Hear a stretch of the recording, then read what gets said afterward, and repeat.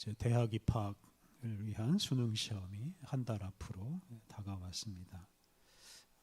고3, 저 고3 시절에 제 담임 선생님은 학생들에 대한 애정이 참 특별했습니다.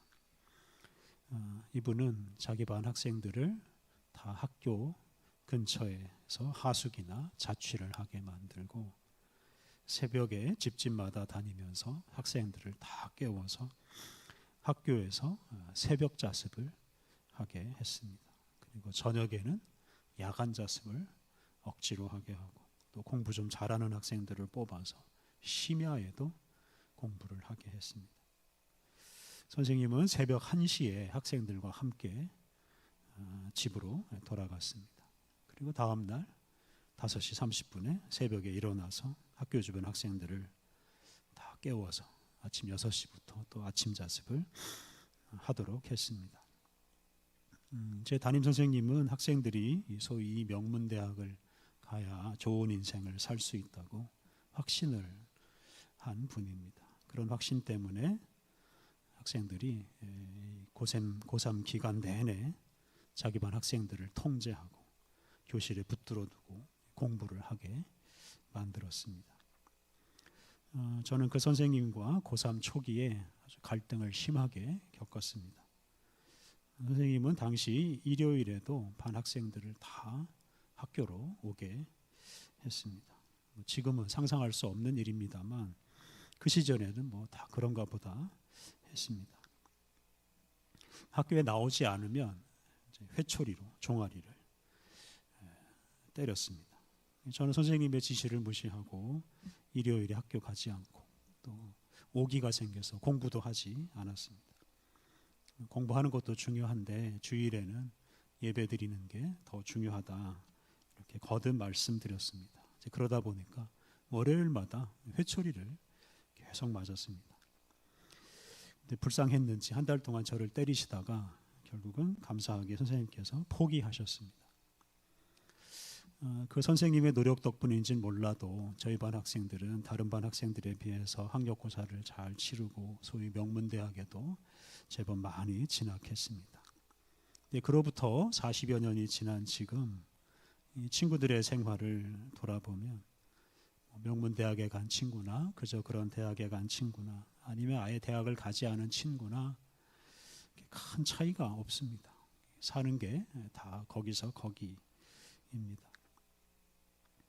학생 시절에는 시험 점수가 인생을 결정할 것처럼 그렇게 생각하지만 막상 사회에 나와 보면 시험 점수 말고도 다른 중요한 것들이 참 많다는 것을 또 알게 됩니다.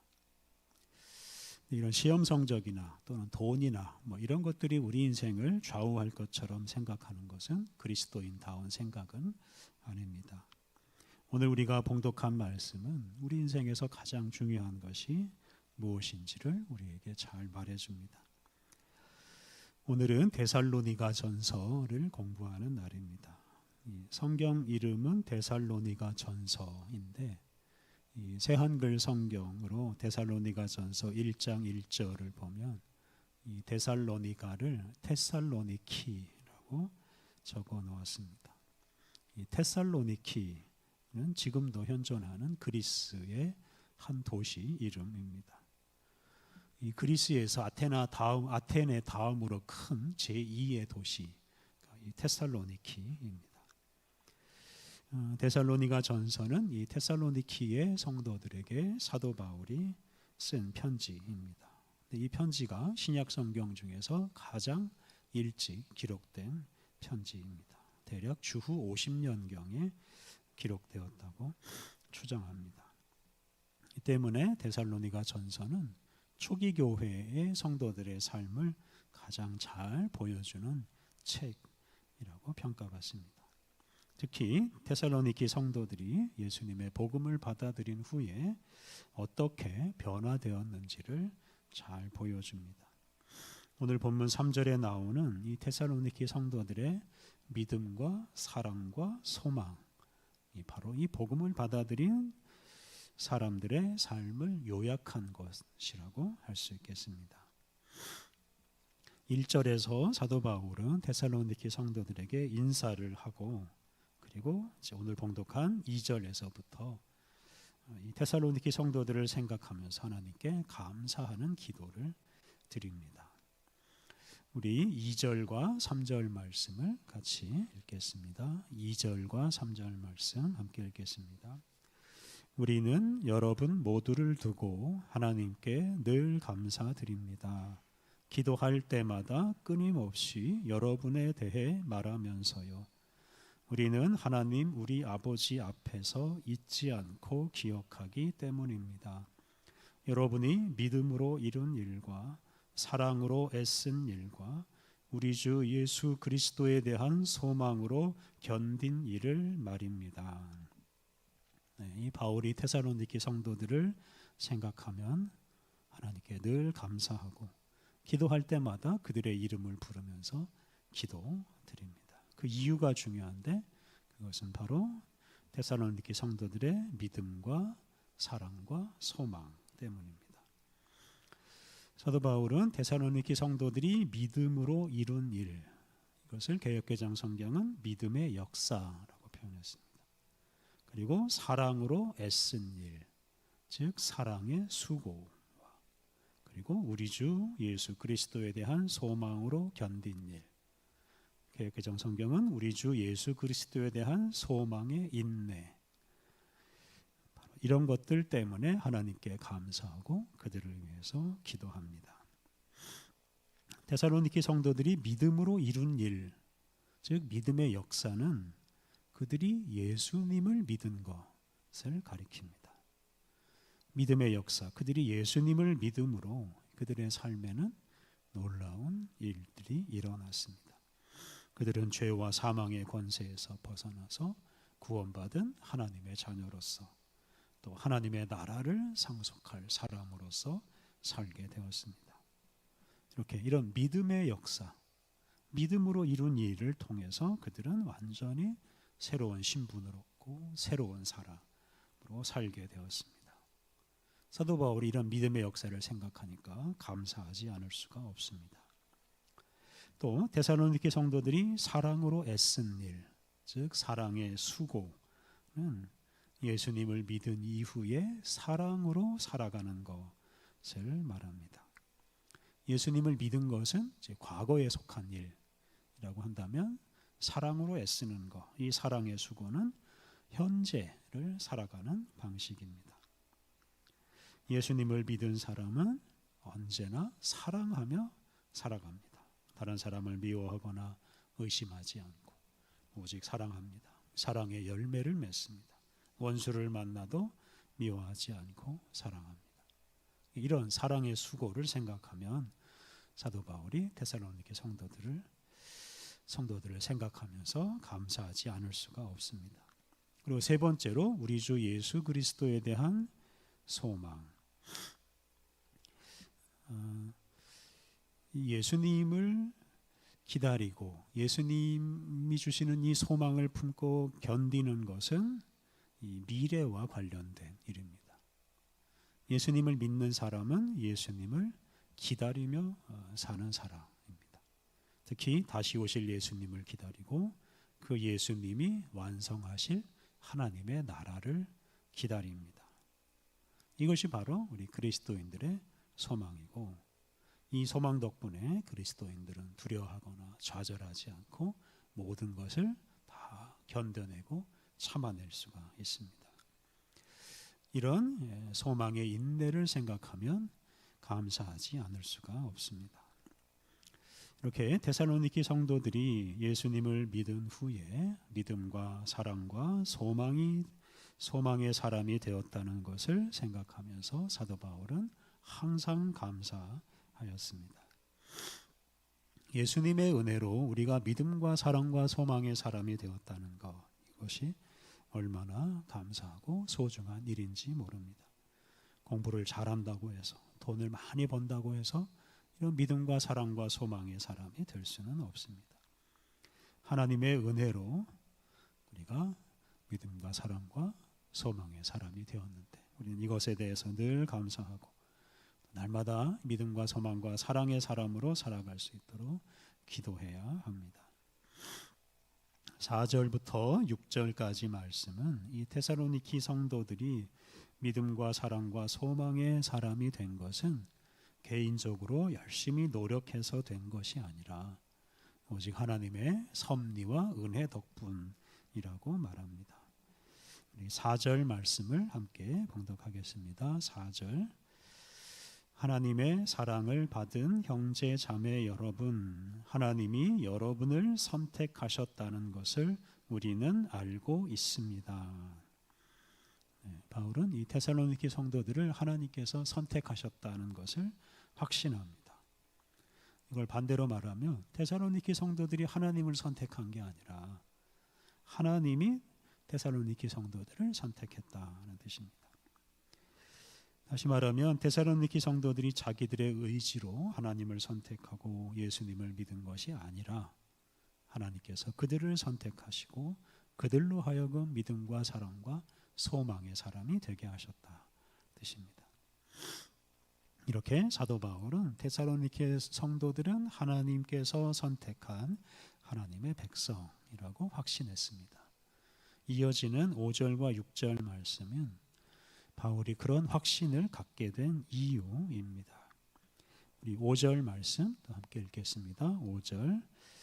우리가 여러분에게 복음을 전한 일은 말로만 아니라 능력과 성령님 안에서 엄청난 확신을 가지고 한 일이었기 때문입니다.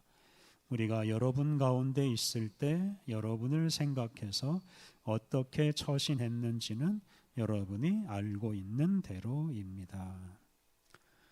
바울을 비롯한 전도자들이 이 데살로니키에서 복음을 전할 때 단지 말로 하지 않고 능력과 성령님 안에서 엄청난 확신을 가지고 했다고 고백합니다.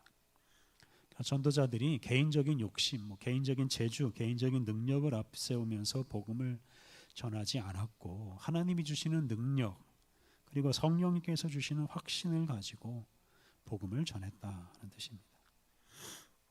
다시 말하면 바울을 비롯한 복음 전도자들은 성령님께서 주시는 감동과 확신을 가지고 복음을 전했습니다. 이렇게 성령님께 이끌려서 사도 바울은 복음을 전했고 그 복음을 데살로니키 성도들은 어떻게 받아들였겠습니까? 그 태도가 6절에 나옵니다. 6절 말씀 또 같이 읽겠습니다. 여러분은 우리와 주님을 그대로 하는 사람이 되었습니다. 큰 어려움이 많은 가운데서도 성령님이 주시는 기쁨으로 여러분이 말씀을 받아들였으니까요. 하반절에 나오는 대로 데살로니키 성도들은 큰 어려움이 많은 가운데서도 성령님께서 주시는 기쁨으로 복음 전도자들이 선포하는 그 말씀을 복음을 받아들였습니다.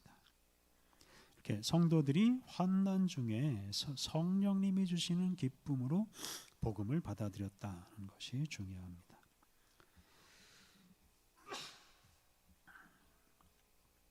이 당시에는 복음을 받아들이면 가족이나 마을 공동체로부터 추방되는 그런 벌을 받는 일들이 많았습니다. 데살로니키 성도들은 그런 어려움을 다 감수하고 성령님께서 주시는 기쁨으로 복음을 받아들였습니다. 여기서 중요한 것은 성령님이 주시는 그 기쁨 덕분에 그들을 환난에 빠뜨릴 수도 있는 복음을 기쁘게 받아들였다는 것입니다. 그러니까 성령님께서 주시는 기쁨이 없었으면 데살로니키 성도들은 복음을 받아들일 수가 없었다는 뜻입니다. 이렇게 5절과 6절 내용을 보면 하나님께서 데살로니키 성도들을 선택한 것이 분명합니다. 하나님께서는 당신이 선택한 백성들을 구원하시기 위해서 성령님으로 하여금 감동시키시고 확신을 품게 하셔서 전도자들로 하여금 복음을 전하게 하셨습니다. 또 데살로니키 성도들로 하여금 그들의 마음에 기쁨을 주셔서 기쁘게 복음을 받아들이게 하셨습니다. 이렇게 복음을 전하는 것도 복음을 받아들이는 것도 성령 삼위일체 하나님 성령 하나님의 역사로 이루어졌습니다.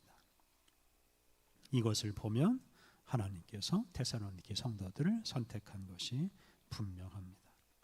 이렇게 하나님의 선택 덕분에 데살로니게 성도들이 복음을 듣고 믿음과 사랑과 소망의 사람이 되었습니다. 사도 바울은 이것에 대해서 하나님께 늘 감사드립니다. 오늘 본문 중 마지막 단락 7절부터 10절까지 말씀은 이 데살로니게 성도들의 믿음과 사랑과 소망의 삶이 다른 지역에도 좋은 영향을 미쳤다라고 말합니다. 7절과 8절을 보면 데살로니게 성도들의 모범적인 삶이 주변에 마케도니아와 아카이아, 이게 그리스 전역을 가리키는 말입니다. 그리스 전역에 다 알려졌다고 말합니다. 그리고 9절과 10절에는 이 데살로니게 성도들의 어떤 모범적인 삶, 주변에 널리 알려진 이런 모범적인 삶에 대해서 말합니다. 우리 9절 말씀 함께 봉독하겠습니다. 9절. 그들 스스로 우리에 대해 우리가 여러분한테 가서 어떤 환영을 받았는지를 널리 알리고 있으니까요. 또 여러분이 어떻게 우상한테서 하나님께로 돌아와서 살아계신 참 하나님의 종이 되었는지에 대해서도요.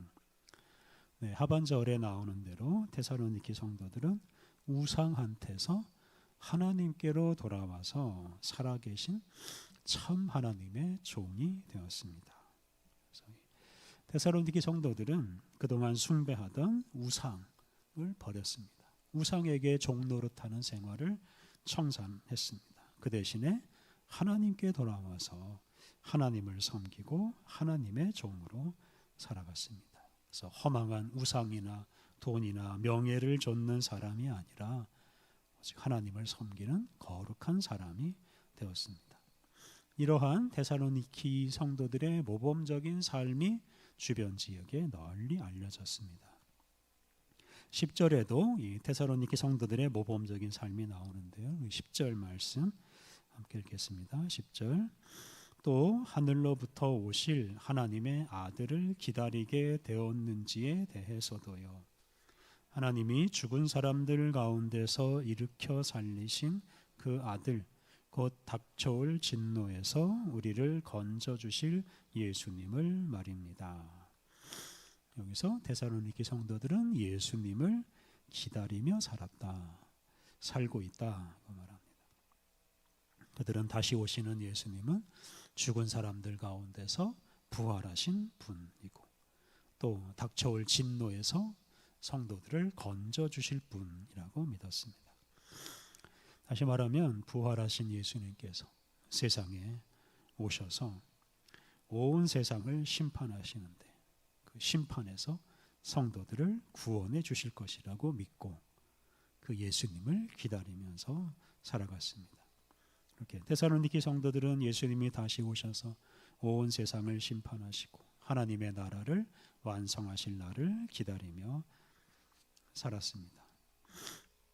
이렇게 데살로니게 성도들은 우상 숭배에서 돌아서서 하나님을 섬기고 다시 오실 예수님이 완성하실 하나님의 나라를 기다리며 살았습니다.